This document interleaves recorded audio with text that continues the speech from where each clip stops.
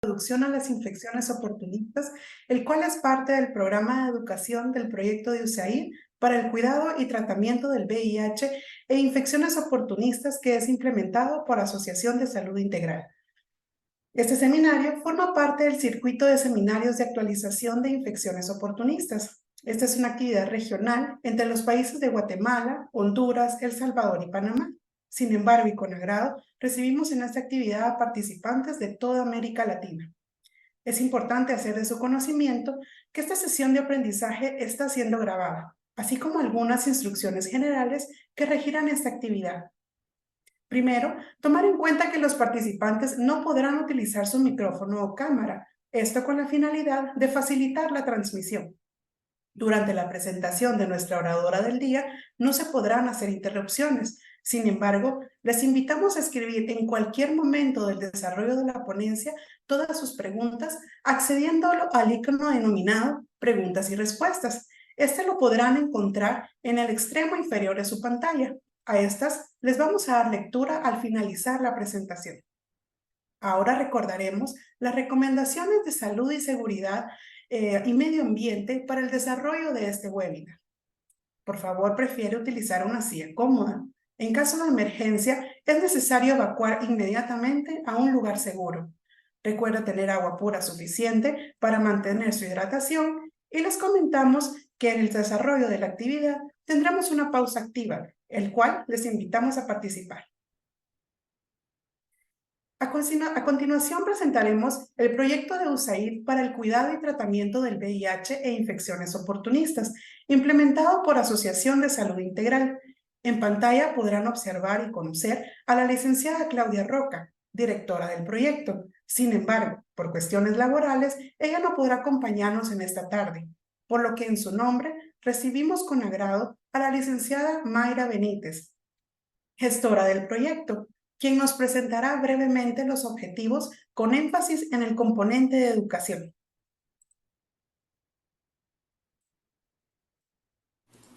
Licenciada Benítez, buenas tardes, mucho gusto. Le dejo el tiempo. Muchas gracias. Mucho gusto a todos. Gracias por haber atendido a este seminario web. Entonces, a continuación les voy a presentar brevemente el proyecto que estamos implementando y que es el que nos está permitiendo poder compartir con ustedes esta información.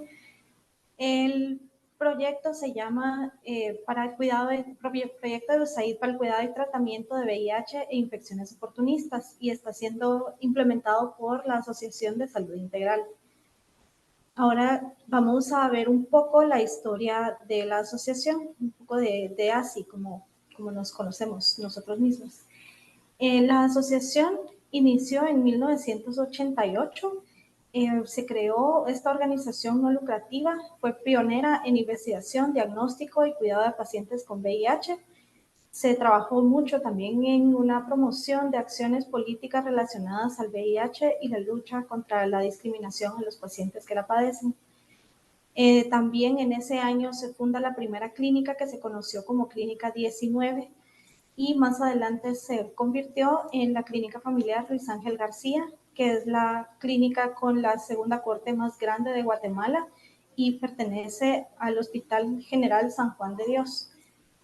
Adicionalmente, desde 1988 hasta la fecha, ASI ha desarrollado proyectos para mejorar la atención a pacientes con VIH, que se dividen entre proyectos de investigación científica y también proyectos que ayudan a los derechos humanos de los pacientes que han sufrido algún tipo de discriminación o algún problema que han tenido relacionados a su infección. Luego, en el 2015, inician los proyectos de infecciones oportunistas. Esto inició con el apoyo de Global Action for Fungal Infections, o GAFI, y se implementó el proyecto llamado Reduciendo las muertes por VIH a través del diagnóstico oportuno de infecciones oportunistas y la mejora de su cuidado en Guatemala. Y entonces a partir de ahí se empezó a dar una serie de formaciones al personal que trabajaba con pacientes de VIH para que pudieran conocer un poco más sobre estas infecciones oportunistas que generalmente se presentan en pacientes que tienen un diagnóstico ya muy tardío en su enfermedad, que se presentan con enfermedad avanzada de VIH.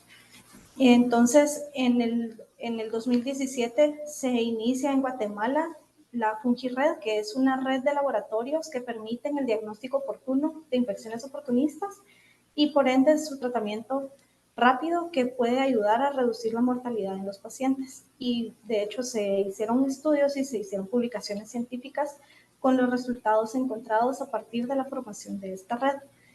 Entonces, desde ese entonces hemos seguido trabajando de esta forma con un énfasis específico en atender infecciones oportunistas y para poder cubrir todas las necesidades de los pacientes que se presentan con enfermedad avanzada. Ahora, hablando un poco específicamente del proyecto que estamos implementando, pues les comento que el objetivo, la meta general es fortalecer la capacidad de Guatemala, El Salvador, Honduras y Panamá, que son los países en los que estamos teniendo alguna intervención, para alcanzar mejores sistemas de prestación de servicios de VIH, incluyendo los que están relacionados a infecciones oportunistas y a contribuir así al logro de las metas 95, 95, 95 y eventualmente al control de la epidemia de VIH. Estas metas se refieren a que el 95% de las personas que viven con VIH conozcan su diagnóstico, de estas el 95% esté en tratamiento y de los que están en tratamiento el 95% estén con supresión de carga viral.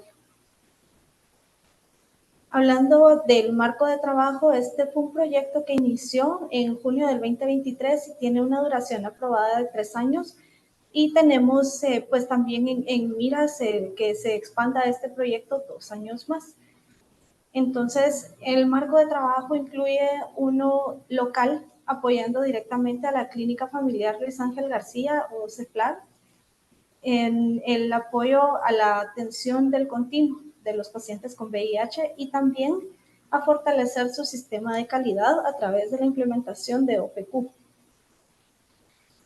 En la región de toda Guatemala estamos trabajando con fortalecer la FungiRed y esto se hace a través de visitas de campo. También se está trabajando en un sistema de inteligencia artificial para la lectura de resultados de pruebas rápidas y que de esta forma podamos tener un diagnóstico rápido, pero también un registro adecuado y también que podamos tomar las decisiones oportunas para iniciar tratamiento. Y en la región tenemos dos puntos muy grandes que son educación continua. Este seminario web es uno de esos puntos que vamos a estar abordando con el tema de educación continua. Y el otro es establecer una línea basal, un diagnóstico para ver cómo se están manejando las infecciones oportunistas en cada uno de los países de la región que les mencioné antes. Entonces, de esta forma podremos dar una asistencia técnica a cada uno de los países para que juntos podamos construir mejores soluciones para un mejor manejo de estas infecciones. Específicamente hablando del programa de educación continua que nosotros estamos desarrollando, les comento que este programa tiene 19 actividades regionales programadas para estos 3 años. Entre ellas están 7 seminarios web y 12 cohortes para cursos. Los cursos van a ser 3, uno de generalidades de VIH, que es para todo el personal que trabaja en el sector de salud atendiendo pacientes con VIH. Otro que será de manejo clínico de infecciones oportunistas dirigido a médicos y otro de diagnóstico de infecciones oportunistas dirigido específicamente a microbiólogos, tecnólogos, laboratoristas y todo el personal que está en laboratorio haciendo diagnósticos. En cuanto a los seminarios web, pues así como este, son actividades que son sincrónicas, tienen una duración de 2 horas. Y con respecto a los cursos, pues pretendemos que cada uno de los cursos tenga una duración de 2 a 3 meses, dedicando aproximadamente 4 horas semanales. Y el cupo para los cursos es de 40 personas por cohorte. Esto quiere decir que se estarían incluyendo 10 personas de cada país en cada uno de los cursos, en cada una de las cohortes. La primera cohorte que tenemos está programada para iniciar en abril del 2024 y en el caso de los cursos de infecciones oportunistas no tendrán ningún costo. Para el curso de generalidades de VIH, pues sí tendrá un costo y el proyecto estará otorgando 4 becas para los participantes de cada uno de los países también.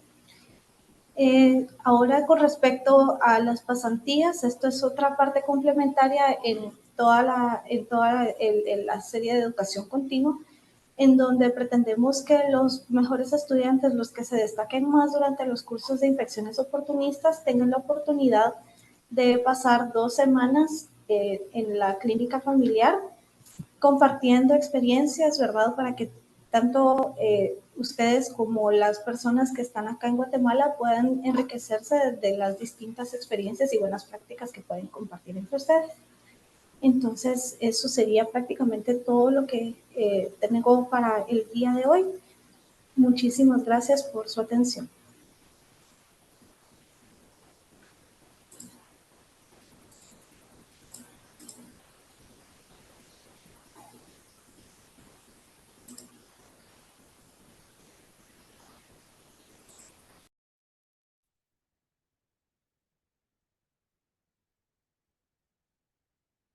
Agradecemos su participación, licenciada, y reconocemos la labor importante que desarrolla el equipo de Asociación de Salud Integral en la implementación de proyectos de mejora a nivel de salud en la región. Ha sido un gusto tenerla con nosotros y le despedimos deseándole una buena tarde. Hasta pronto, licenciada.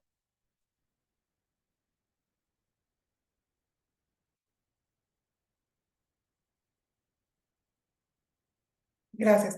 Para dar continuidad a nuestro programa, deseamos conocer un poco más a nuestros participantes. Queremos saber un poco más sobre la comunidad de profesionales que nos acompañan esta tarde, por lo que en la pantalla se desplegará en este momento una pequeña encuesta, la cual invitamos a todos nuestros participantes a responder.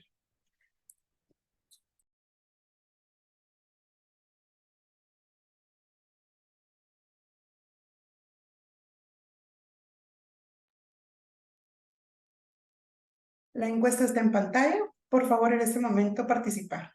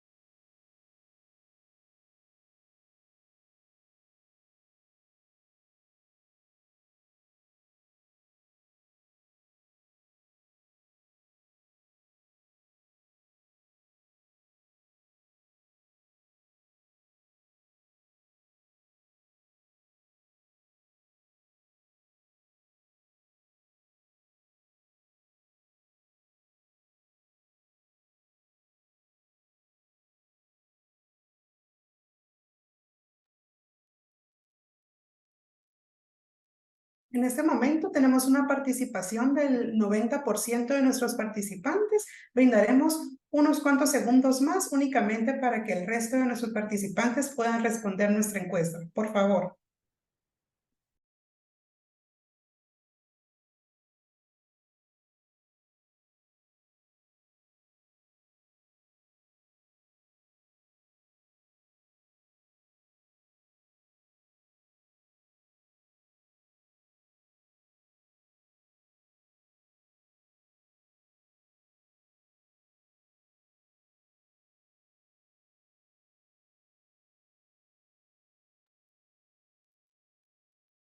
Bien, finalizaremos en este momento nuestra primera encuesta.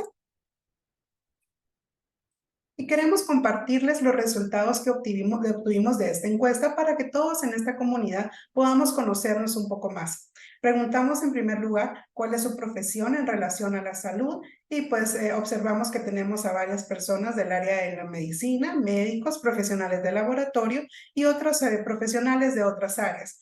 Nos complace tener a personas participando desde Guatemala, Honduras, Panamá. Tenemos también personas que en promedio atienden aproximadamente más de 100 pacientes a la semana. Este es un dato muy importante y se han enterado de este seminario web a través de otros colegas, a través de canales gubernamentales y de comunicación directa con la Asociación de Salud Integral, así como redes sociales y otras redes.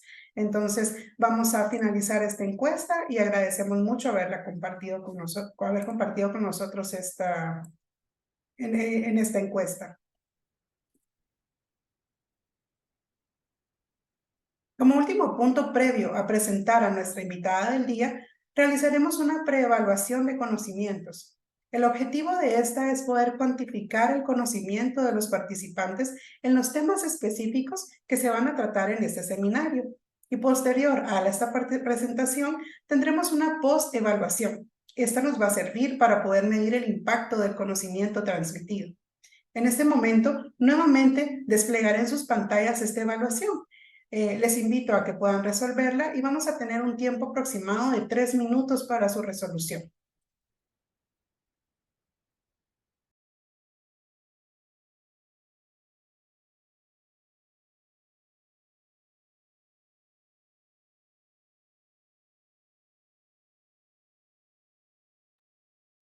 La encuesta está en pantalla, por favor.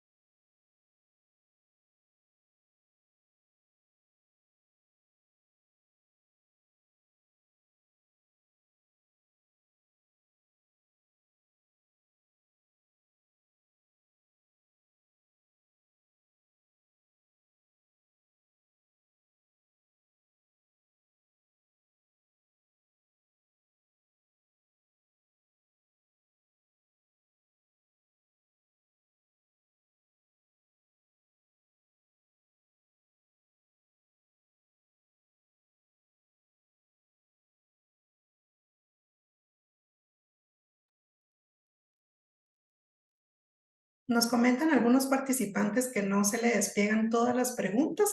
Únicamente quiero hacer la salvedad y la observación de que son 4 las preguntas de nuestra preevaluación. Deben desplegar hacia abajo y ahí les van a aparecer las 4. En este momento tenemos un 80% de participación, entonces invitamos a las personas que no han hecho aún su encuesta que lo hagan en este momento. Gracias.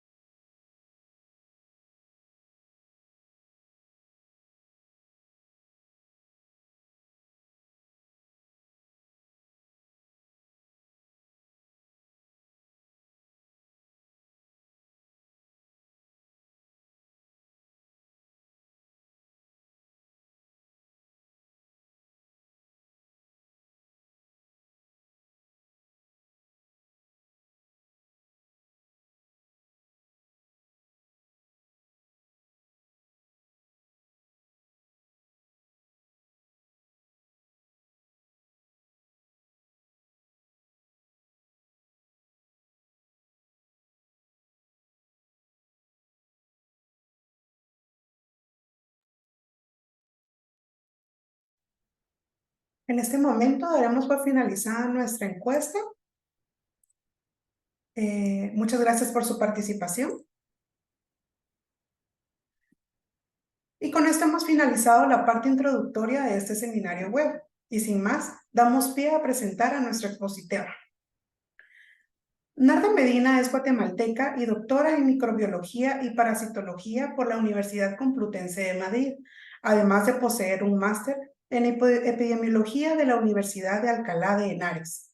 Es una profesional experimentada, especializada en epidemiología y micología médica. Su experiencia se centra en el diagnóstico temprano de infecciones fúngicas, especialmente en histoplasmosis, criptococosis e infecciones oportunistas en personas con VIH. Narda ha participado activamente en proyectos centrados en el diagnóstico de estas infecciones. En su rol actual como consultora internacional en el Programa Especial de Resistencia Antimicrobiana de la Organización Panamericana de la Salud, Narda continúa aportando de manera valiosa al campo. Anteriormente, ocupó posiciones clave, incluyendo la Mycotic Diseases Branch en los Centros para el Control y la Prevención de Enfermedades y como directora de investigación y desarrollo de la Asociación de Salud Integral. Su trayectoria académica y profesional refleja una dedicación a avanzar en nuestra comprensión de las enfermedades infecciosas y mejorar las metodologías de diagnóstico. Doctora, ¿la encuentro por acá?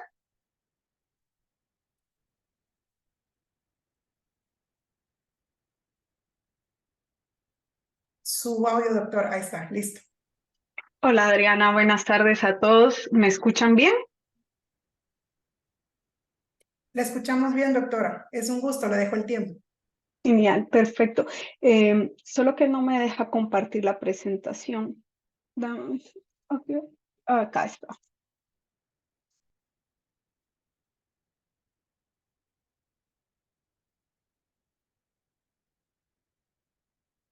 Listo. ¿La ven en modo presentación? La vemos, doctora, sin problema. Perfecto, muchísimas gracias. Bueno, buenas tardes a todos. Antes que nada, me gustaría agradecer a los organizadores de este evento por tomarme en cuenta em, para poder hablar un poco sobre la parte de infecciones oportunistas en el contexto de las personas viviendo con VIH.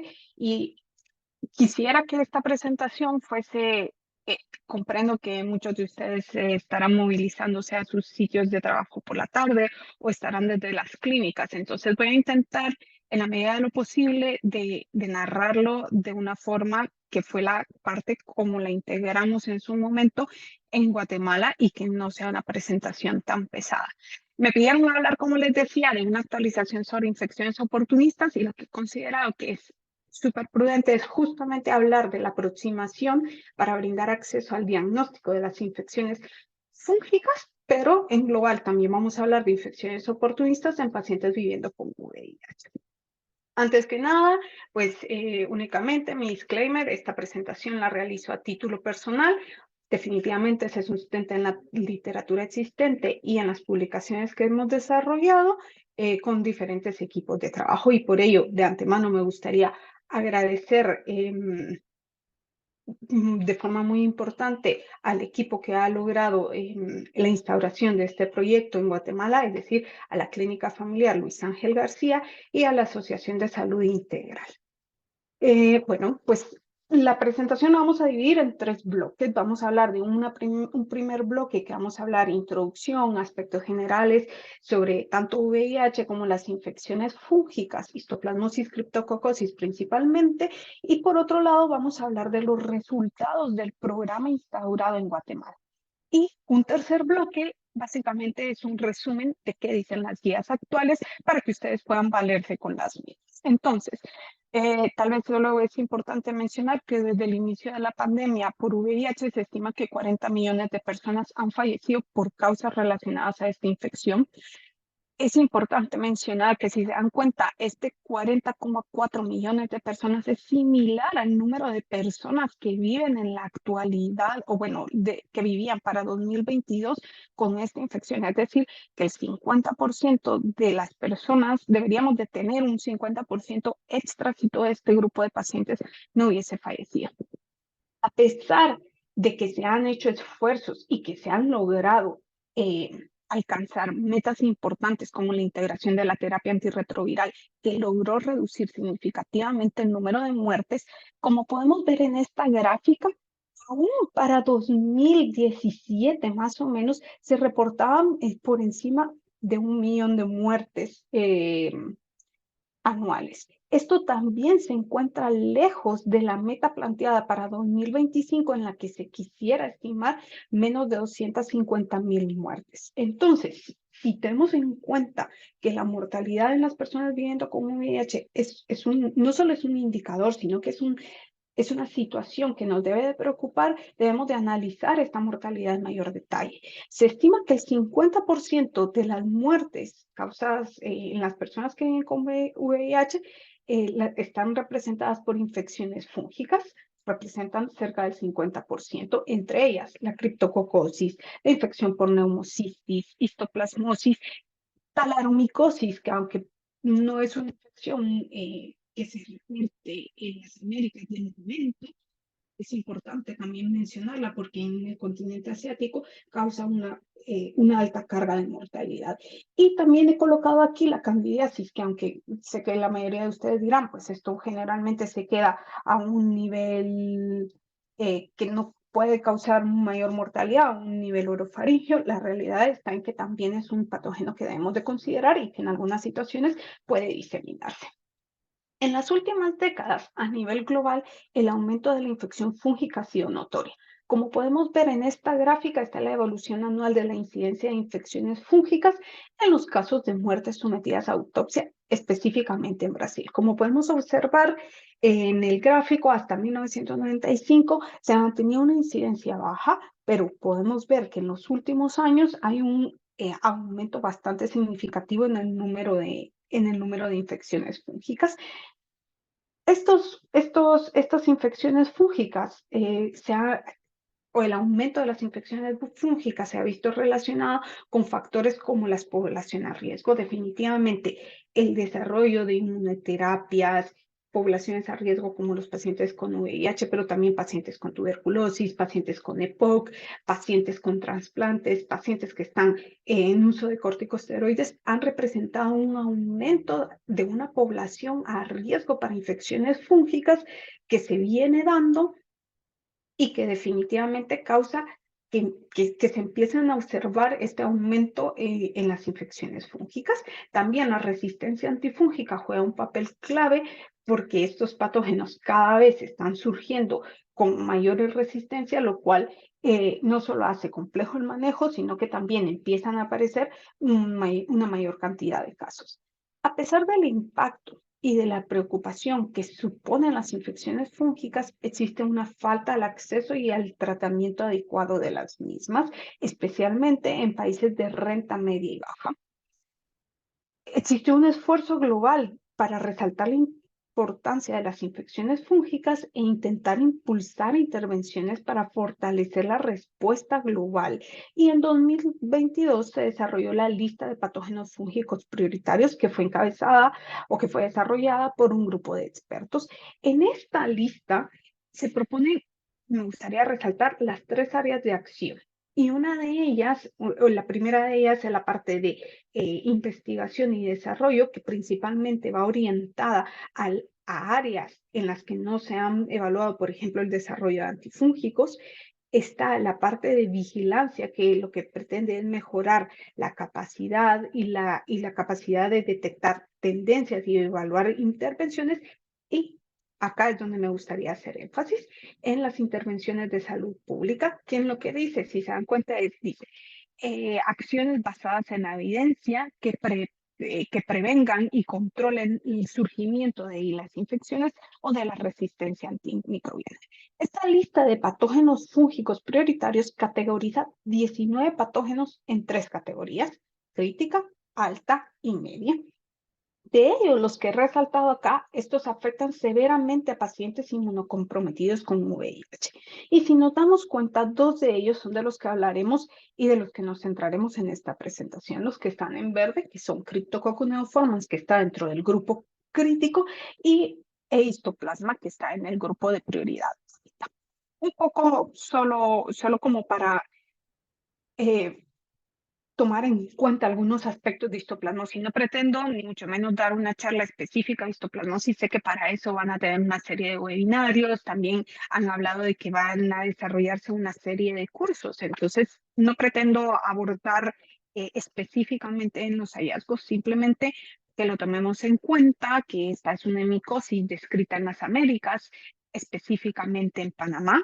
Y lo que sí podemos ver es que es una infección que empieza inhalando las microconidias que se van a depositar a los pulmones y que son capaces de migrar a los nódulos linfáticos, donde hacen un cambio. Es importante mencionar que este es un hongo dimórfico, es decir, que tiene la capacidad de encontrarse en el medio ambiente como un hongo micelial, pero que al entrar en contacto con un cambio de temperatura como la corporal, cambia a una forma levaduriforme.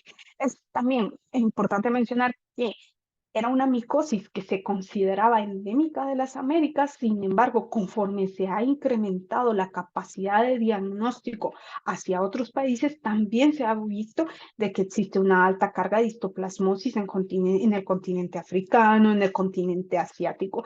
Así que es posible que las áreas que todavía vemos en gris en este mapa sea porque todavía tienen una falta de acceso al diagnóstico, más que per se una falta de frecuencia del patógeno. Aunque esto era lo que mencionaba, que era una micosis que históricamente se consideraba que era endémica de las Américas, con una prevalencia entre el 2 y el 20%. Sin embargo, se está descrito, se han empezado a identificar en otros sitios. Adriana, no sé si debo parar acá o algo. He visto que hay una mano levantada. No sé, me aparece en mi pantalla, pero no sé si vamos a continuar y todo eso se dejará al final o cuál es la... Así es, doctora. Todas las preguntas se van a contestar al final, no hay ningún problema, por favor. Las estamos anotando y al finalizar se las haremos llegar. Perfecto, genial. Gracias. Bueno, pues entonces, continuando un poco, hemos hablado que la histoplasmosis es una micosis que afecta severamente a las personas viviendo con VIH, pero también es importante mencionar que hay pacientes o hay personas que, a pesar que no tienen una situación de inmunosupresión, también pueden presentar una histoplasmosis, pero que generalmente esta se limita a una histoplasmosis aguda, mientras que en los pacientes viviendo con un VIH severamente inmunosupresos, la histoplasmosis puede presentarse como una histoplasmosis diseminada y, como podemos ver acá, los síntomas son súper inespecíficos, tos, fatiga, fiebre, es decir, esta infección se puede mimetizar fácilmente con otras infecciones, como lo podría ser, por ejemplo, una tuberculosis diseminada. ¿Existen diferentes métodos para el diagnóstico de la histoplasmosis? En efecto, tenemos acá dos recuadros, tenemos los métodos convencionales como es el cultivo y la histopatología. Sin embargo, es importante mencionar que en el caso del cultivo tiene una baja sensibilidad y una capacidad de respuesta muy lenta. Aunque la histopatología puede brindar resultados más rápidos, la realidad está en que también tiene una baja sensibilidad. Es importante mencionar que para cultivar histoplasmosis idealmente se necesita un nivel de bioseguridad nivel 3. En relación a los métodos serológicos y pruebas moleculares, que son como métodos más recientes que se han empezado a describir y a utilizar, tenemos la detección de anticuerpos, que en el caso de las personas viviendo con VIH no es el mejor método para detección. Están las pruebas de reacción en cadena a la polimerasa, que aunque se han descrito, generalmente son pruebas in-house, y no necesariamente, o sea, y requieren de poder estandarizar múltiples procesos, ¿verdad? Porque entonces la extracción de ADN, el proceso de amplificación, todo eso necesita ser adecuado a las condiciones que se tienen en los sitios. Y también están las pruebas de detección de antígeno en orina, que estas han demostrado tener una alta sensibilidad y especificidad. De hecho, en Guatemala, con la clínica y junto con la Corporación de Investigaciones Biológicas de Colombia se hizo un análisis multicéntrico en el que también se validó esta prueba y es lo que más adelante vamos a hablar. La capacidad de respuesta es mucho más rápida y esa es una ventaja que es esencial. Antes de que se me olvide, he resaltado acá este dipstick para comentar brevemente que también ha salido al mercado una prueba de flujo lateral para la detección de antígeno. Sin embargo, esta prueba actualmente no está en el mercado. Hay otras casas comerciales que están desarrollando y mi consejo principal en este caso está en que se aseguren de a la hora de recibir ya sea propaganda o información sobre las pruebas, que revisen si estas pruebas, por ejemplo, están validadas. Esto básicamente es lo mismo de lo que estamos hablando en términos de sensibilidad y especificidad. Como podemos ver, la mayor sensibilidad de las pruebas de detección de antígeno la tiene la detección de antígeno urinario. Acá en este artículo, solo para que lo puedan ver desde una forma más global, desde la parte de la histoplasmosis, podemos observar en este recuadro que en los casos de una infección diseminada, la sensibilidad o más bien la capacidad de detección es del 95%, incluso en otras formas, pero que sean diseminadas, mientras que en la fase pulmonar solamente podemos ver que el mejor desempeño está en una presentación aguda, que era lo que estábamos hablando principalmente en aquellos pacientes que, aunque no están inmunosupresos, reciben una gran cantidad de inóculo eh, y que generalmente eso se limita a brotes en su mayoría. Hablando de criptococosis, pues en este caso estamos hablando de un hongo que es levaduriforme, que se encuentra en excrementos de aves, está en múltiples nichos ambientales como en las excretas de aves y al igual que histoplasmosis, la inhalación del hongo inicia el proceso infeccioso, pero a diferencia, este hongo tiene la capacidad de migrar la barrera hematoencefálica y en pacientes con inmunosupresión, la infección suele diseminarse a nivel del sistema nervioso central, en donde puede causar una meningoencefalitis. Cryptococcus neoformans es la causa más común de meningitis en adultos que viven con VIH. Se estiman cerca de 278,000 personas con una antigenemia positiva, y de eso vamos a hablar en el transcurso de esta presentación, y globalmente representa cerca del 15% de las muertes asociadas a VIH. Actualmente existe una estrategia de diagnóstico anticipado, no obstante, sin la detección temprana, la infección puede avanzar en meningitis. ¿Y de qué se trata esto? Y esto fue algo que utilizamos dentro del proyecto, por lo cual me gustaría detenerme acá y explicarlo. La estrategia consiste en que las personas que viven con VIH y están inmunosupresas puedan ser detectadas, puedan ser testeados por una prueba de flujo lateral en muestras de suero. Esto se ha demostrado que es capaz de identificar una antigenemia positiva incluso antes de que el hongo llegue y cause una meningitis. Entonces, ante esta situación, lo que es testear a los pacientes en suero, y si la prueba es positiva, se debe descartar una meningitis porque puede ser que la infección ya está a nivel del sistema nervioso central, o si es positiva y no ha migrado, se puede detectar haciendo igual la punción lumbar que no existe una infección a nivel meningio. Sin embargo, en los pacientes en los que no se realiza esto, seguramente el hongo migra hacia una meningitis y presentando síntomas característicos de la meningitis, fiebre, dolor de cabeza, vómitos, rigidez de nuca o pérdida de conocimiento, diré, pero es posible que quería utilizar otro término. Bueno, en relación al diagnóstico de la criptococosis, al igual que la histoplasmosis, se puede contar con cultivo y hemocultivo. El cultivo, el líquido cefalorraquídeo, tiene una mejor sensibilidad, aún así no es la ideal, como veremos más adelante, y los hemocultivos realmente salen positivos para pacientes que tienen ya una meningitis. La microscopía, pues es lo que históricamente se ha utilizado a través de la tinta china, pues en lo que se puede observar la cápsula. Los métodos serológicos y pruebas moleculares. Existen las pruebas Filam-Array, donde existe un panel de meningoencefalitis y se pueden detectar incluso otros patógenos. Desventaja, el coste alto que representan.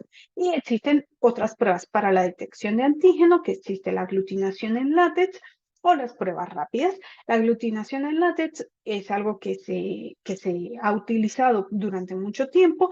Sin embargo, en comparación con la prueba rápida, tiene la ventaja de que podemos, que no necesita refrigeración las pruebas rápidas. Entonces, esto en contextos donde el acceso a insumos, por ejemplo, de laboratorio suele ser difícil, la prueba rápida, que es como una prueba de embarazo, representa una ventaja comparativa.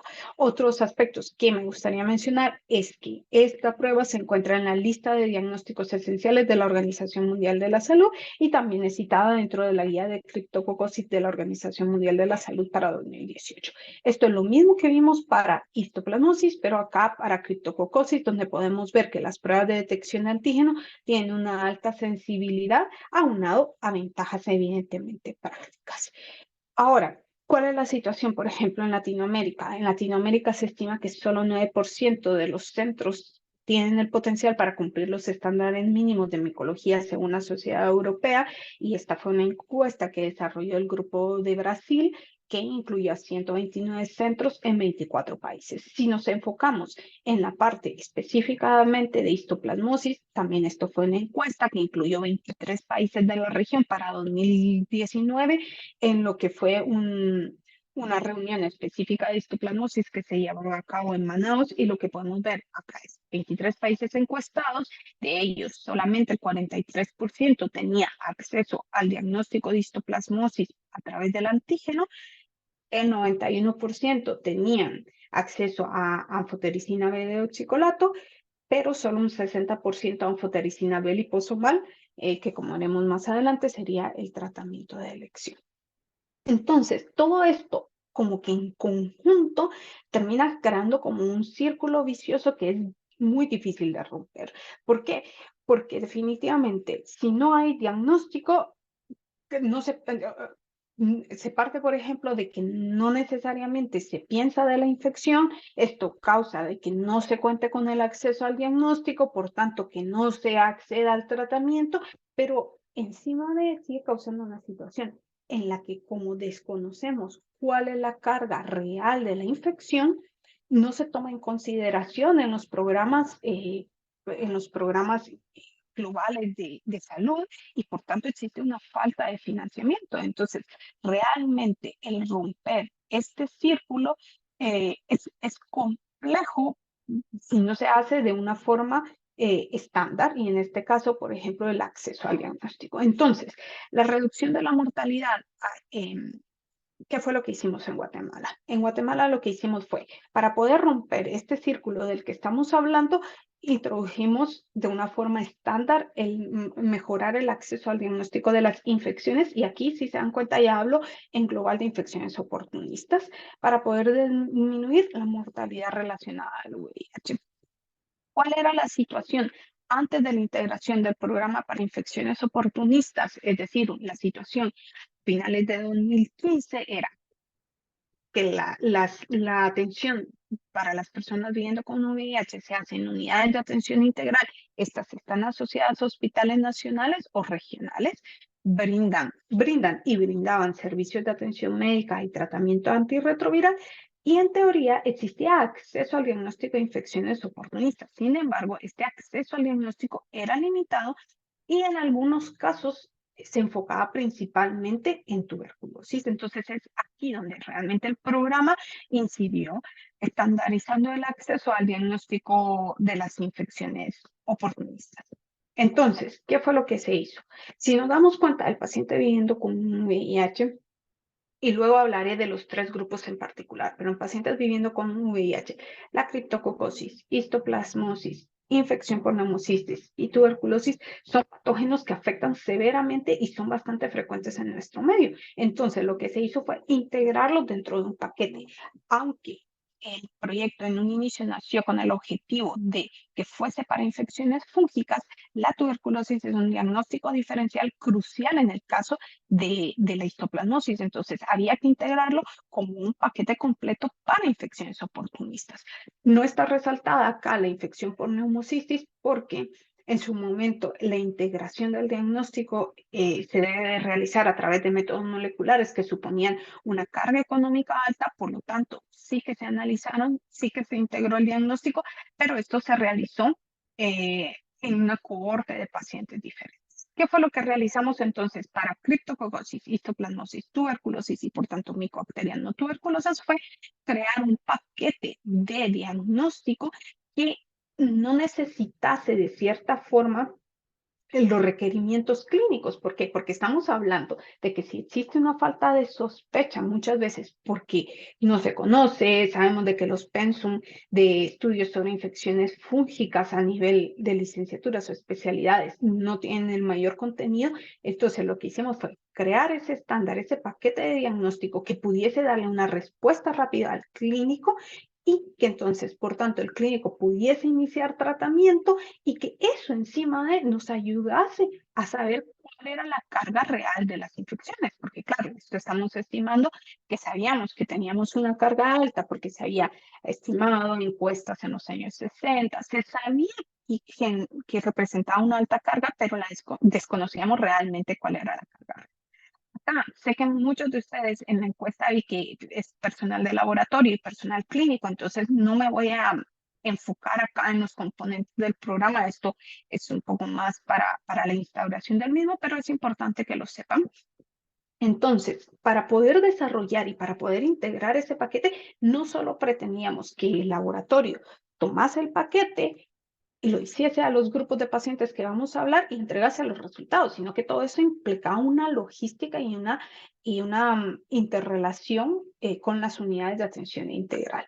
Entonces, ¿qué fue lo que se hizo? Se hicieron actividades formativas a nivel regional y a nivel de las unidades de atención integral. Se creó un sistema informático. ¿Por qué? Porque claramente necesitábamos una respuesta rápida entre el laboratorio, porque vamos a ver que las muestras eran referidas, algunas de las muestras eran referidas, y entonces, si se refería el laboratorio, por un lado, necesitaba saber que esas muestras iban a llegar, y los clínicos, por otro lado, necesitaban saber ese resultado rápido sin esperar que llegase el courier pues al día siguiente o en 3 días, que ese tipo de cosas son más complejas de manejar. Entonces, un sistema informático que facilitara esa comunicación. El establecimiento de la red, como han comentado, se desarrolló FungiRed, que integraba 13 de las 16 unidades de atención integral del país, que fueron las que decidieron participar dentro del programa. Se estableció la red y lo que esas unidades hacían era referencia de muestras en los 3 grupos de pacientes que se consideraban. Pero además, el objetivo per se no es centralizar por centralizar diagnósticos, sino que el objetivo es promover el diagnóstico rápido. Entonces, las pruebas que están listas para instaurarse o que estaban listas para instaurarse en las unidades de atención integral eran instauradas en las unidades de atención. Y creo que no lo coloqué en esta presentación, pero es importante saber que algunas de las unidades tienen un número bajo de pacientes. Entonces, si los diagnósticos como una ELISA se instaura en una unidad que no tiene el volumen suficiente, ¿qué es lo que sucede?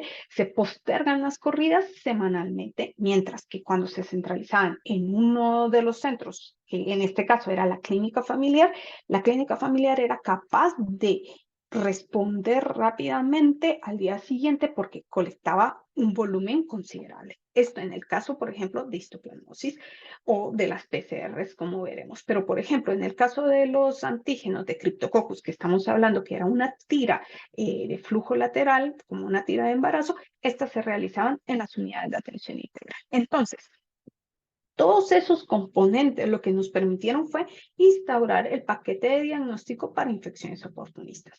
¿Cuáles fueron las poblaciones que se eligieron porque se consideraban que estaban a mayor riesgo de estas infecciones?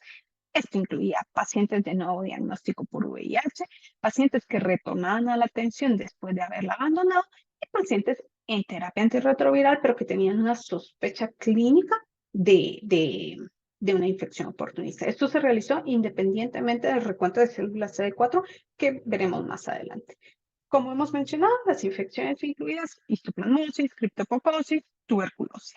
¿Cuáles fueron las pruebas que se realizaron? Incluía el antígeno isolator, cultivo isolator, hemocultivo isolator, cultivo para muestras pulmonares especialmente y PCR para criptococosis, la prueba de antígeno en suero y líquido cefalorraquídeo cuando este estaba disponible, al igual que el hemocultivo y cultivo de líquido cefalorraquídeo, y para tuberculosis, pues cultivo y PCR.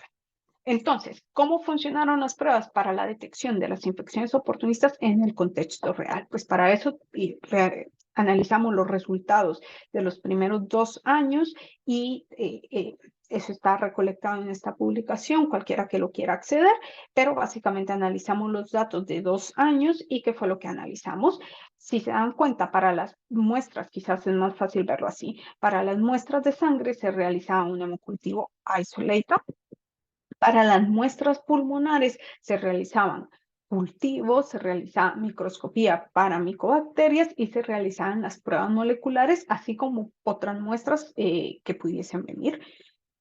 Para orina se realizaba el antígeno de histoplasmosis y en suero o en líquido cefalorraquídeo se realizaba la prueba de flujo lateral para criptococcus. Quizás esta es la tabla que me gustaría resaltar de ese manuscrito y por qué. Lo que podemos observar acá es que las pruebas moleculares detectaban el 92% de los casos de tuberculosis, 72% en los casos de histoplasmosis y el 100% en los casos de criptococosis. Para la tuberculosis podemos observar una baja capacidad de detección de los métodos de cultivo y microscopía, que como hemos hablado, son métodos que no tienen la mayor sensibilidad. En el caso de histoplasmosis podemos ver que el hemocultivo representaba el 62% en la capacidad de detección. Y podemos ver que la combinación en el uso del antígeno con la PCR detectaba el 96% de los casos. Entonces, yo creo que esto lo que básicamente resume es que los métodos de detección de antígeno tienen la mayor capacidad para detectar las infecciones fúngicas de histoplasmosis y criptococosis, y en el caso de la tuberculosis, los métodos moleculares. Quizás una duda de las que les pueda estar surgiendo es: ¿métodos moleculares para tuberculosis te estás refiriendo ahí en expert? No. Esta era una PCR in-house que tenía la clínica familiar disponible y no es sin expertos. Sin embargo, hablaremos de ello al final de lo que dicen las guías actuales porque es importante. Entonces, ahora, si subanalizamos esto un poco más, y aquí es donde viene por qué la importancia, no estoy diciendo que no se hagan los métodos de cultivo, solo estoy resaltando el papel que tienen los métodos de detección de antígeno.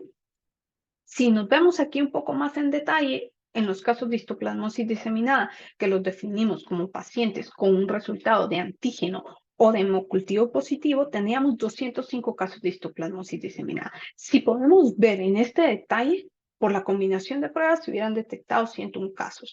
Únicamente por hemocultivo isolator, 9 casos, pero 95, es decir, el 30% únicamente se detectó por antígeno.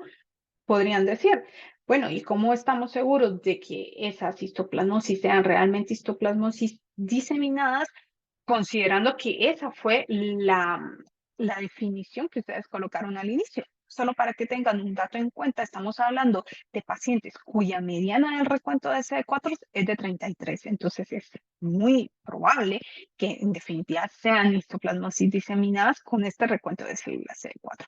Por otro lado, en los casos de histoplasmosis de Cryptococcus meningia, habían 165 pacientes que tenían una prueba positiva en suero. De ellos, 52% recibieron una punción lumbar. Lo de la punción lumbar, ustedes saben que es súper recomendado y todo, pero es complejo, no siempre se tienen los recursos para poder realizarla. Pero de los pacientes que tenían una punción lumbar, el 65% ya tenía una criptococosis meningia. Esto es importante. ¿Por qué? Porque quiere decir que la mayoría de los pacientes que ya tienen antígeno sérico tienen de hecho una meningitis. Y si vemos el detalle acá, podemos ver más o menos lo mismo. Un 30% son detectados únicamente por el antígeno, es decir, que si solo se utiliza el cultivo, este 30% de los pacientes se pierden. Esto también está relacionado con otros artículos que se han investigado en Uganda, en el cual, por ejemplo, se dieron cuenta que el cultivo, al igual que nosotros, no detectaba la mayoría de los casos, mientras que utilizando el antígeno se detectaban más casos. Entonces, ustedes me dirán, bueno, está muy bonito, está bien la parte del laboratorio, podemos ver que los antígenos tienen una capacidad de detección, evaluaron las pruebas, pero esto verdaderamente cómo impacta en la atención a los pacientes o viviendo con pacientes con VIH. Bueno, pues de forma estandarizada y teniendo un paquete que le pudiese dar una respuesta rápida al clínico y que integrase todo desde la perspectiva del laboratorio. ¿Por qué? Porque el laboratorio es un entorno mucho más controlado en el cual tú tienes las muestras y las puedes correr todas. Podemos observar que la integración de este programa logró reducir la mortalidad asociada al VIH en pacientes de reciente diagnóstico. Entonces, la primera, hablamos que analizamos 3 grupos de pacientes: pacientes de reciente diagnóstico de VIH, pacientes que habían retornado a la atención y pacientes en terapia antirretroviral, pero que tenían una sospecha clínica. Nos vamos a enfocar en estos resultados en los pacientes de reciente diagnóstico porque son esa puerta de entrada.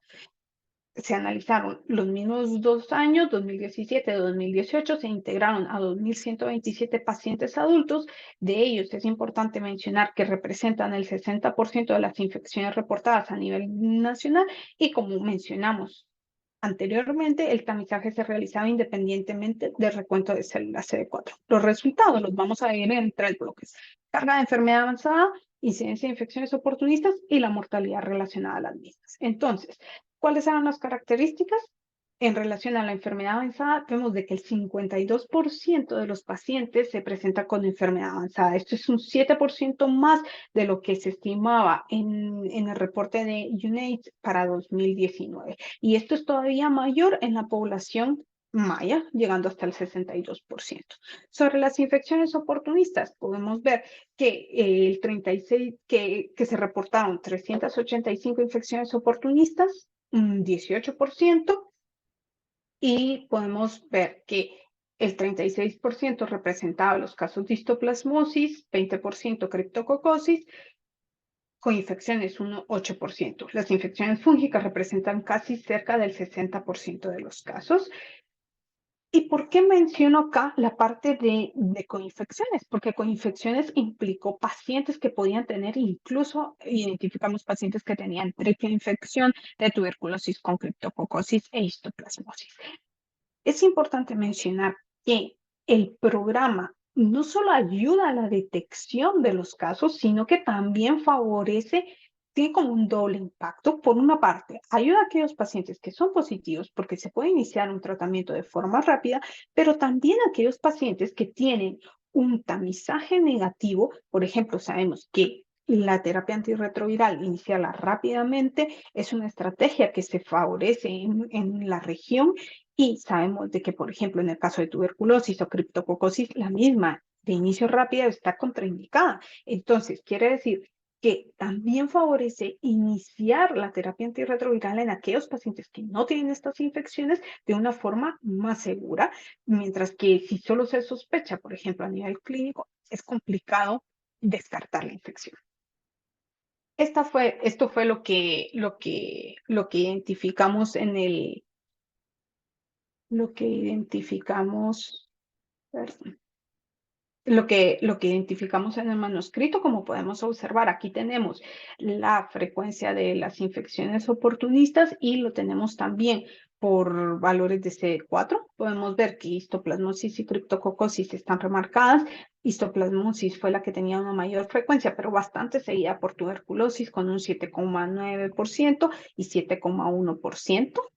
También podemos observar que en pacientes severamente inmunosupresos, es decir, pacientes con menos de 50 CD4, la histoplasmosis y la criptococosis tienen una alta carga muy superior a tuberculosis. En pacientes con enfermedad avanzada, es decir, con menos de 200 CD4, la carga de infecciones oportunistas era del 30%, pero me gustaría también resaltar que por encima de los 200 CD4 también observamos infecciones oportunistas, siendo particularmente tuberculosis, que como sabemos es un patógeno primario, pero también se presentaron casos de histoplasmosis y de criptococosis.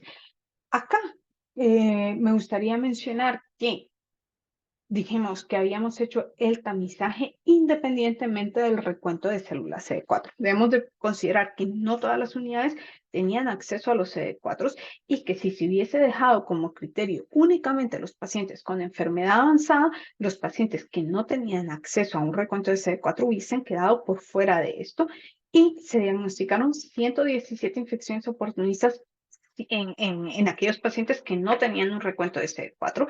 Esto quiere decir que es una carga bastante alta, incluso es una carga similar a la de pacientes con enfermedad avanzada. De ellos, de estas 117 infecciones, 43% eran casos de histoplasmosis y 30,7 casos de tuberculosis. Entonces, ya que teníamos a todos los pacientes, independientemente del recuento de células CD4, surgió, creo que, una duda histórica y una duda que es como que suele surgir mucho entre la comunidad científica, y es realmente el umbral de CD4, de los 200 CD4, vamos a poder diagnosticar a la mayoría de los casos con una infección oportunista. Y entonces lo que hicimos fue un análisis de curva ROC en el que colocamos los pacientes que tenían una infección oportunista y el recuento de células CD4. Utilizando un límite de 100 células CD4, detectábamos el 66% de los casos, claro.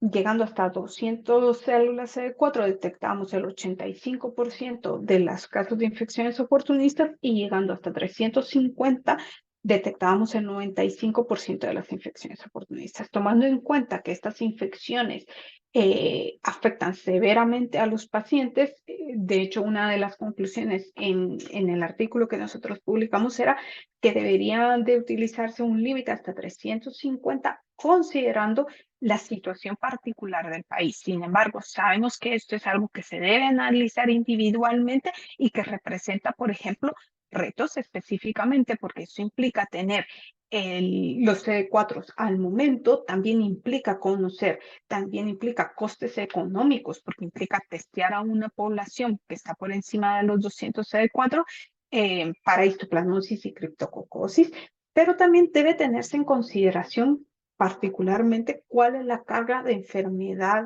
avanzada por VIH en el país. Creo que ese es como el, el, el principal número que se debe de tener en cuenta para poder tomar una decisión de esta naturaleza. Otro aspecto que ya hablaremos es sobre los CD4. La tendencia actual está en instaurar una prueba de flujo lateral que la misma tiene como límite los 200 CD4. Entonces, esto también es verdad que limita considerar, por ejemplo, llegar hasta los 350.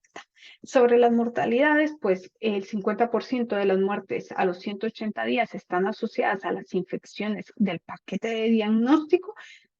Ocurrieron 213 fallecimientos, de ellos 52% fueron debidas a las infecciones incluidas en el paquete, un 47% debido a otras causas. Acá podemos ver el detalle, y algo que es importante de mencionar es que los pacientes fallecen rápidamente, fallecen en el primer mes de seguimiento. Esto quiere decir que todas las acciones que se realizan, de hecho, instaurar el paquete es de esas acciones clave. ¿Por qué? Porque facilitan tener los resultados e iniciar el tratamiento lo más rápido. Si sabemos que los pacientes fallecen rápidamente, hay que tener acción en eso. Acá lo que podemos observar es la mortalidad a los 30 y a los 180 días de seguimiento. Como podemos observar, la mortalidad a los 30 días es del 20% y sube el 10% hasta los 180 días. Y acá esta es como la diapositiva que me gusta mucho, que pienso que es satisfactoria para todos aquellos en los que nos vimos envueltos en este paquete de diagnóstico, y es la disminución de la mortalidad por infecciones oportunistas entre el 2017 y 2018. Podemos ver una reducción del 7% en la mortalidad de los casos que tenían una infección oportunista. Y ustedes dirán, bueno, y esto está bien analizar un año, pero ¿y la tendencia se mantuvo? ¿Es verdaderamente una reducción en el tiempo? Y bueno, es complejo porque luego, como ustedes saben, para 2020 se presentó la pandemia y eso dificultó, por ejemplo, la obtención de los datos que se colectaban anualmente o 2 veces al año, con año atrasado. Entonces lo hace complejo. Pero aquí quiero centrarme en la unidad de atención integral, que es la clínica familiar, y estos son los datos que se recolectaron en este manuscrito que analizamos cuál había sido el impacto de la COVID-19, y lo que pudimos observar que para 2017 hasta 2019 la mortalidad se redujo de un 24 a un 16. Entonces esto nos hace pensar que en efecto el instaurar el programa de tamizaje mejora la supervivencia de los pacientes. Entonces, hasta acá han sido como los primeros dos bloques, y la verdad está en que lo que falta es nada, 4 diapositivas. Porque entonces ustedes dirán, sí, esto está muy bien, me parece que ha sido una experiencia interesante, que se ha integrado, pero para términos reales, ¿qué incluyen las guías actuales? ¿Qué dicen las guías actuales? ¿Y cómo puedo entonces yo fundamentar que quiero integrar X o Y diagnóstico en la unidad? Porque actualmente todo va a ser, estoy muy consciente que para poder integrar las cosas es necesario conocer cuál es la información actual y sustentarlo principalmente en guías nacionales idealmente, pero sino también internacionales. Entonces, sobre la enfermedad avanzada, el papel del recuento de las células CD4 acá, solo para decirles a todos, me imagino que les van a compartir las diapositivas. Ustedes van a poder tener acceso a la información, solo tienen que cliquear en los enlaces. Están los enlaces para que puedan ser dirigidos a las guías que se citan, especialmente en estas últimas 4 diapositivas, que son un resumen de lo que está plasmado en las guías más recientes. Entonces, decíamos sobre CD4 que la determinación del CD4 es esencial para identificar a las personas con enfermedad avanzada y es una puerta de entrada a los pacientes para que reciban una atención integral. En las pautas de 2017 para manejo de la enfermedad avanzada se cita el papel clave de los CD4 para facilitar el inicio de la terapia antirretroviral. Entonces, este es el último lineamiento sobre enfermedad avanzada que se tiene. Sin embargo, para 2017 también, un poco después, se generó un documento sobre lo nuevo en el monitoreo de tratamiento, carga viral y células CD4, en la que se menciona que todos los pacientes que ingresen o que vuelvan a recibir atención, deben recibir una prueba de CD4 al inicio del tratamiento, según sea clínicamente indicado para todos los pacientes inestables o con una enfermedad avanzada por el VIH. Eso es importantísimo. Y, por ejemplo, en sitios donde se pueda tener acceso a la prueba, creo que es crucial para poder, por ejemplo, instaurar un paquete basado en CD4. Es importante mencionar que muchas de las plataformas más recientes para la determinación de células CD4 están migrando o están desapareciendo o siendo desactualizadas. Me imagino que poco a poco algunos de los proveedores se los irán a hacer saber. Y entonces también es importante que sepan que existen dispositivos iniciativas que están promoviendo el acceso a pruebas de flujo lateral para el recuento de células CD4. Hay un análisis que está haciendo un grupo en Argentina donde sí que han evaluado una de las pruebas para esto y se han dado cuenta que la capacidad de detectar enfermedad avanzada es bastante bueno, aunque existen casos que se pasan, de que no tienen enfermedad avanzada, pero que las pruebas las detecta como una enfermedad avanzada. Sin embargo, una de las cosas más complejas, pues, es la lectura, de hecho, de las pruebas, y eso es en donde incide. Sobre tuberculosis, ¿y por qué lo menciono hasta acá? Como hemos hablado, tuberculosis se integró dentro del paquete porque es parte de los diagnósticos diferenciales de histoplasmosis, pero yo creo que histoplasmosis es un poco el nuevo camaleón en la actualidad sobre las infecciones fúngicas, así como se pensaba un poco en la parte de sífilis en el pasado, pues pensar que histoplasmosis también es un patógeno bastante importante. Las directrices actuales de la Organización Mundial de la Salud en términos de tuberculosis han actualizado y tienen 5 módulos, como les mencionaba, en cada uno de ellos van a tener el enlace.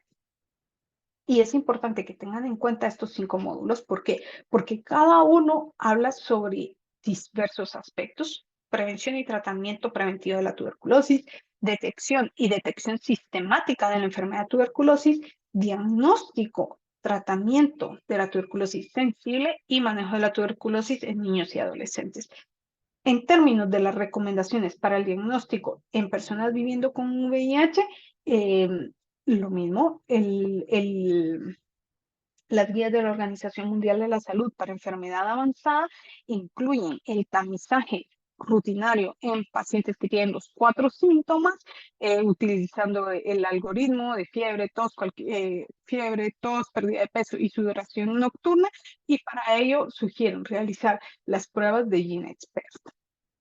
En el caso de la prueba de flujo lateral o TB-LAM, existe una política específica o un brief policy de la Organización Mundial de la Salud, en la que lo recomiendan en entornos hospitalarios o en pacientes con enfermedad avanzada, y en entornos ambulatorios en pacientes que tienen un recuento menor a 100 células CD.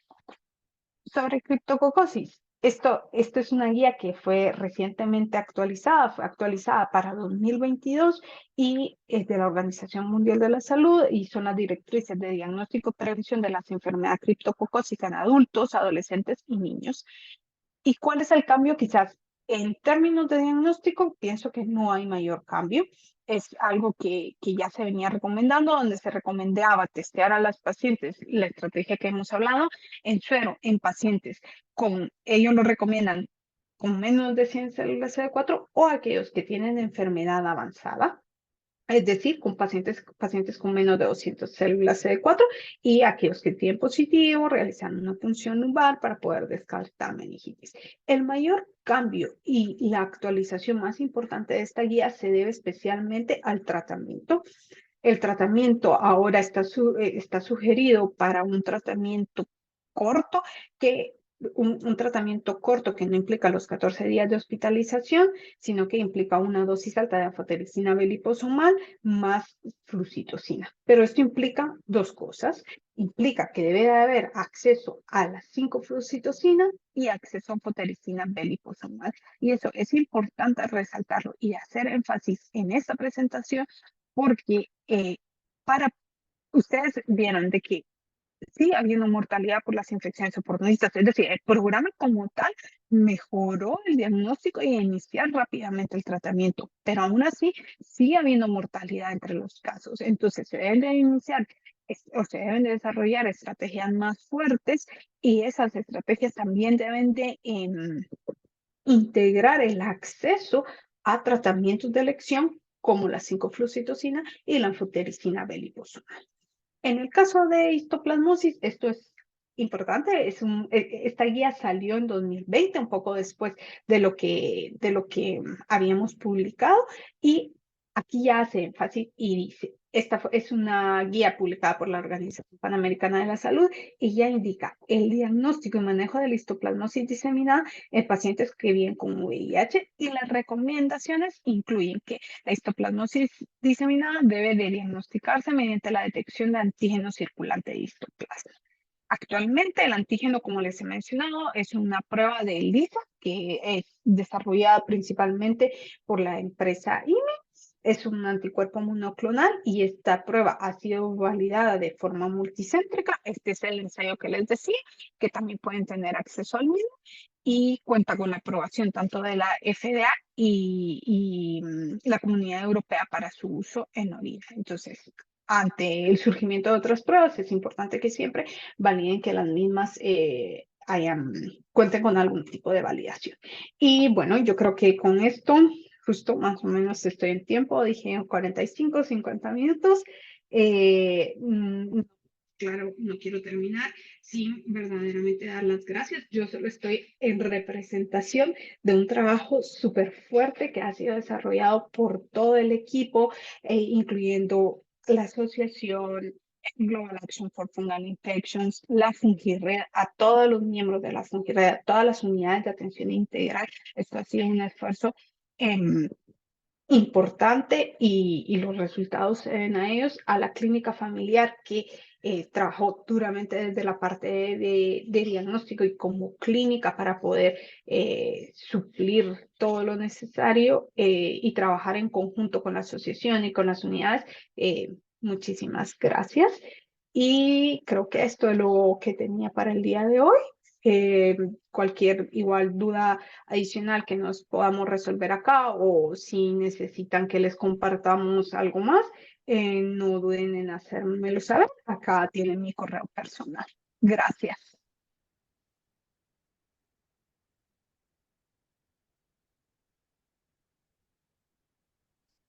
Muchas gracias, doctora Medina. Una información sumamente valiosa la que acabamos de recibir.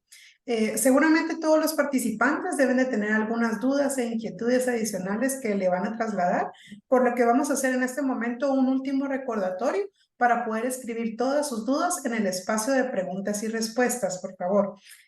Doctora Medina y a toda nuestra audiencia, les queremos comentar que en este momento con la finalidad de reconectar la energía y la atención antes de pasar a la parte final de este seminario, en donde vamos a responder sus preguntas, vamos a tener un espacio para hacer una pausa activa.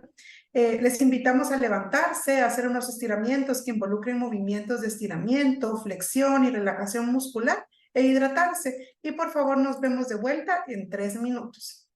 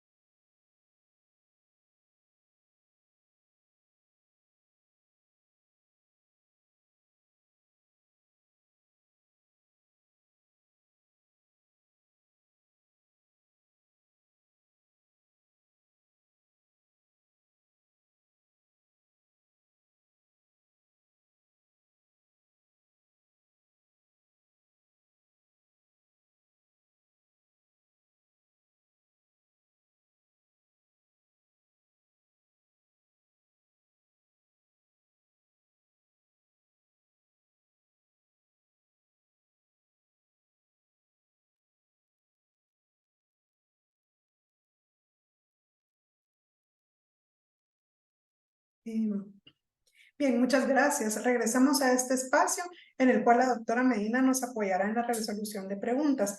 Todavía podemos dar unos momentos para que en lo que la doctora está resolviendo algunas preguntas iniciales, puedan continuar haciendo el resto de preguntas. Doctora, tenemos algunas preguntas por acá para usted.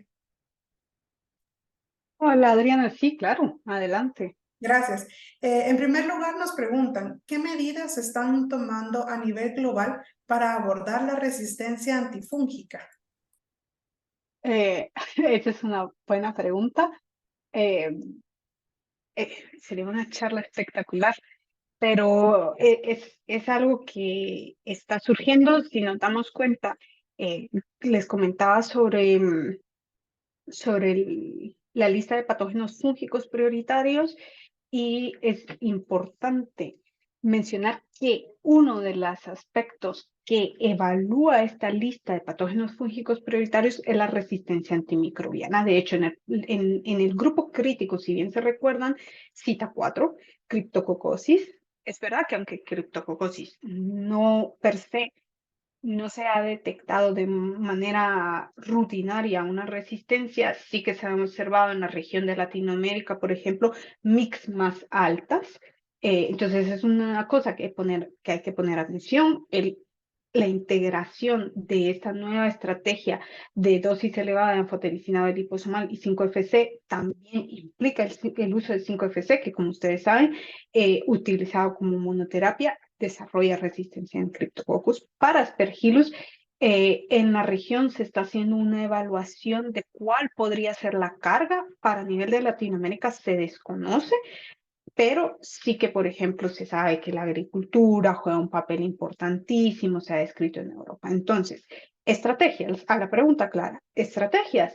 Se está intentando estimar cuál es la carga, se está intentando fortalecer las capacidades de diagnóstico para identificar la resistencia en los países, y para eso existen pues iniciativas que surgen de la Organización Panamericana de la Salud, o iniciativas que surgen del Centro para el Control y Prevención de las Enfermedades y de los países mismos en relación a estandarizar o mejorar las capacidades de diagnóstico. Entonces, sí que existen. Tendríamos que hablar de patógenos específicos porque eso da mucho detalle, pero sí que las hay. Específicamente, hablo para criptococosis. Es verdad que para histoplasmosis no se ha descrito resistencia, quizás no sea un mayor problema para esto específicamente, pero para otros patógenos sí que es prioritario.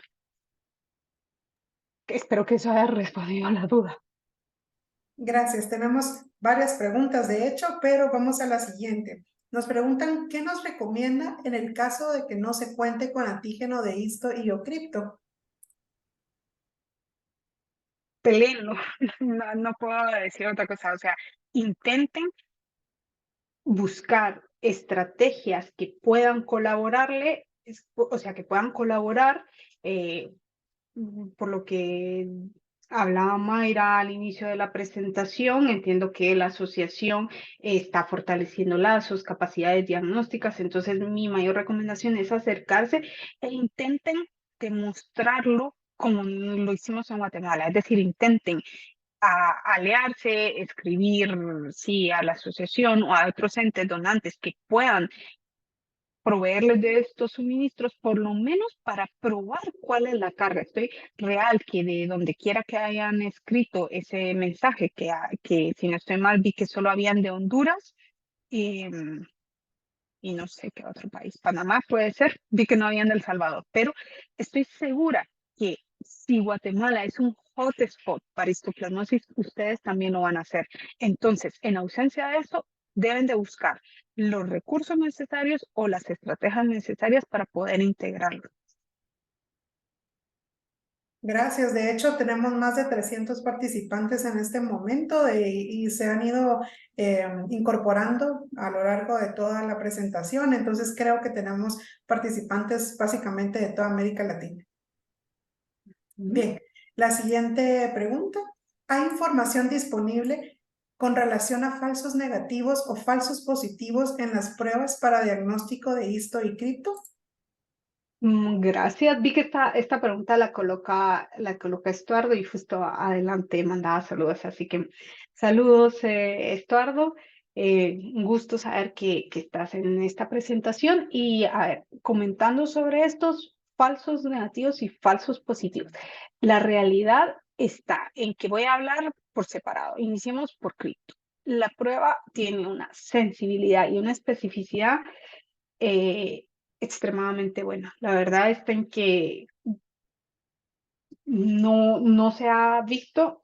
Lo que pasa está en que todo depende de cómo se hagan los análisis. Por ejemplo, si lo comparamos en el cultivo, definitivamente vamos a obtener más casos positivos y algunos podrían decir, ¿estamos seguros que esos son casos verdaderos o pueden ser falsos positivos? La realidad está en que teniendo un contexto de pacientes severamente inmunosupresos y que tienen una presentación clínica, lo más probable está en que esos sean casos, pero teniendo en cuenta el gol estándar, es algo que se debe, es algo como que puede dar lugar a dudas, pero a mi parecer no. En el caso de criptococosis, la prueba es muy buena. En el caso de histoplasmosis, falso negativo, la realidad está en que hay algunos pacientes, principalmente pacientes que puedan tener alguna situación a nivel renal que pueda ocasionar negativización. Obviamente el uso de terapia antifúngica también puede influir en resultados, eso en ambos. Para falsos positivos, una cosa que puede surgir son las reacciones cruzadas con otros patógenos fúngicos, sin embargo, y esta es una de las justificaciones que siempre hemos dicho. Sin embargo, otros patógenos, como por ejemplo que tiene una reacción cruzada que podría ser paracoxi, no se presentan en la región y se presentan de una forma clínicamente diferente. Entonces, la realidad está en que más me preocuparían los casos que puedan ser falsos negativos, como lo hemos mencionado. Eh, en ese caso también hay que evaluar que no haya una alta carga del patógeno que pueda dar un efecto persona, cosas por el estilo, digamos. Pero de falsos positivos me preocuparía poco, la verdad, en el caso de histoplasmosis. Entonces, espero que esto haya resuelto la duda. Gracias, doctora. Siguiente pregunta. ¿Puede ser un caso de Cryptococcus negativo con CD4 menos de 200, pero con clínica positiva?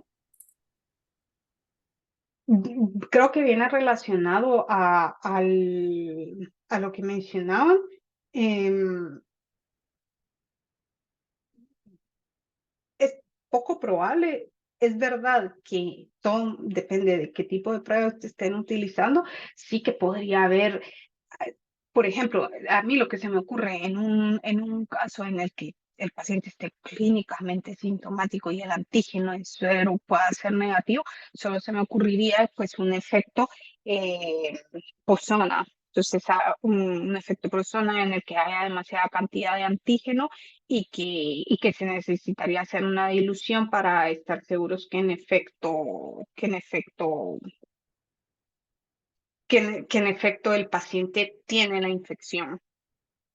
Pero bueno, que si tienen una clínica positiva, me imagino que estaban hablando de una clínica positiva a nivel meningio. Entonces quiere decir que de igual forma tendrían que hacer una punción lumbar y descartar que tenga la infección meningia.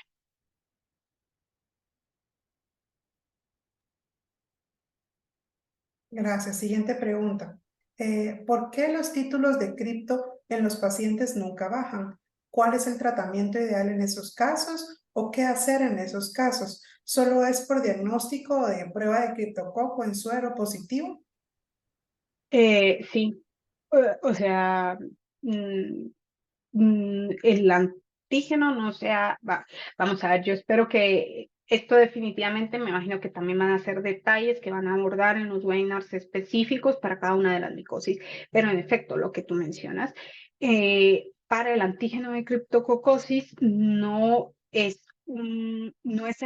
el monitoreo no es a través del antígeno. Entonces, es simplemente para diagnóstico, no para monitoreo de la respuesta al tratamiento o seguimiento de los pacientes. En el caso de histoplasmosis, sí que se ha visto que los títulos van descendiendo, pero no hay establecido ningún estándar como que debe reducirse 10, 5 veces, XX veces. Entonces, en el caso de cripto, no se utiliza para el monitoreo. Muy bien. Nos preguntan, ¿hacer algún tipo de seguimiento a los familiares de los pacientes positivos? No, no sé para qué tipo de infecciones estarán hablando, pero realmente ninguna de las dos infecciones que hablamos, las infecciones fúngicas, representan un riesgo de transmisión para, para los familiares que conviven con ellas. Ahora, en términos de la infección por VIH, hablaré un poco por la clínica. Sé que ellos instauran programas de poder entrar en contacto con los pacientes para poder dar seguimiento o poder evaluar si, por ejemplo, los familiares, más que nada las parejas realmente, si cuentan con la infección por VIH. Pero en el caso de las infecciones fúngicas, no representan un riesgo para transmisión para otros, para los familiares. Específicamente patógenos, son patógenos que se van a encontrar en el medio ambiente. Gracias. Tenemos un par de preguntas más, doctor. ¿Considera que es de utilidad el indicar Buffy Code para investigar iomicóticas?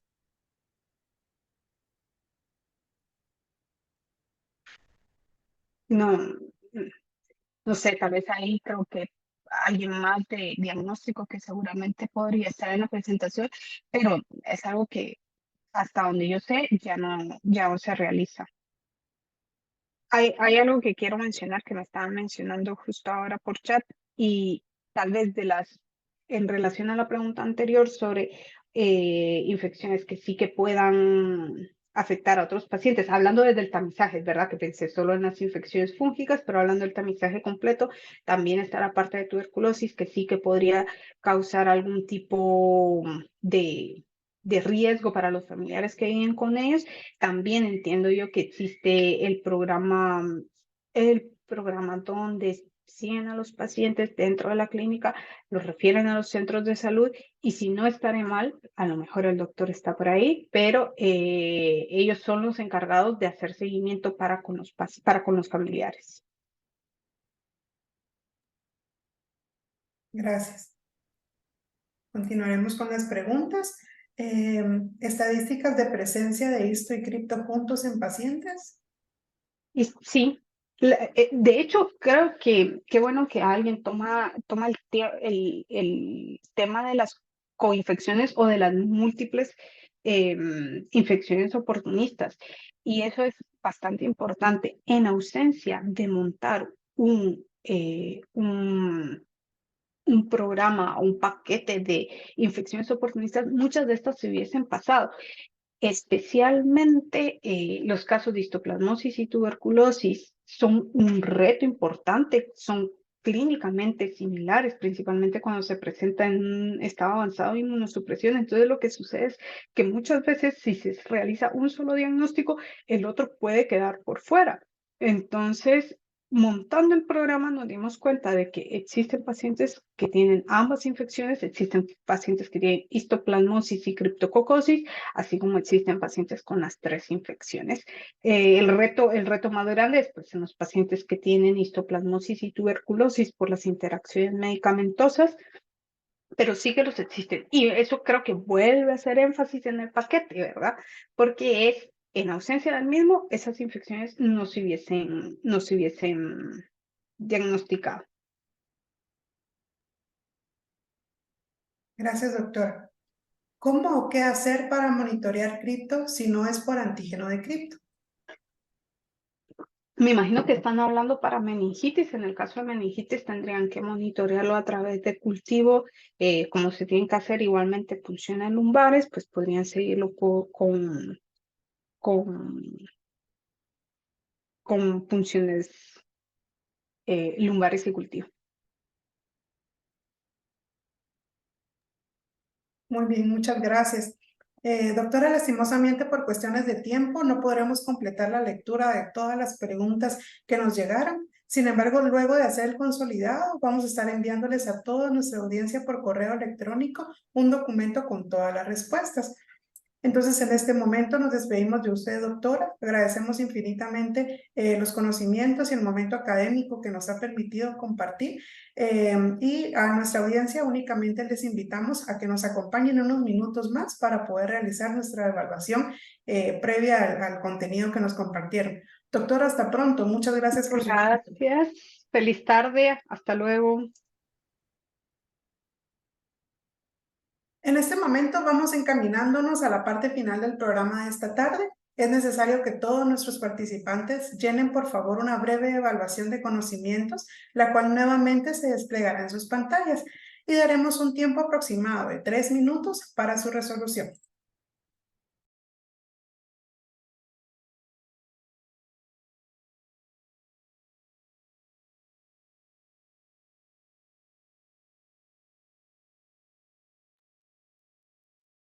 La evaluación deben verla ya en estos momentos en su pantalla. Por favor, tomen en cuenta que nuevamente cuenta con 4 preguntas y tendremos un tiempo estimado de 3 minutos para resolverla. Adelante.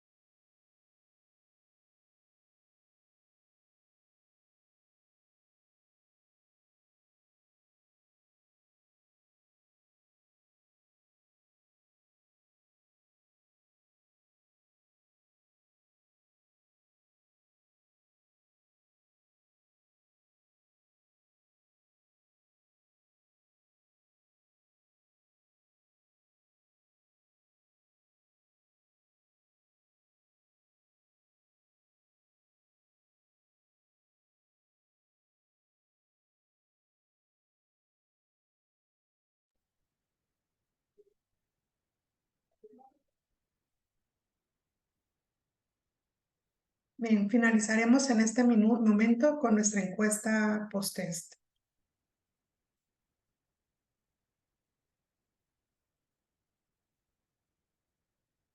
Muchas gracias a todos. Hacemos de su conocimiento que se enviará a sus correos electrónicos un formato de retroalimentación de esta actividad. El llenado del mismo es un requisito importante e indispensable para el envío de su certificado de participación. Además, que nos ayuda a conocer la valoración de su experiencia y, por supuesto, trabajar para mejorar continuamente, por lo que les invitamos a completarlo. Con esto damos por finalizada la actividad de esta tarde, no sin antes agradecerles a todos ustedes por permitirnos compartir juntos este momento de enriquecimiento académico. Desde ya, les deseamos muchos éxitos en esta noble tarea de trabajar por la salud y el bienestar de las personas que viven con VIH. Este es el primero de una serie de seminarios webs, por lo que les invitamos que estén al pendientes en sus correos electrónicos para recibir mayor información. Sin más, esperamos vernos nuevamente en el 2024. Hasta pronto.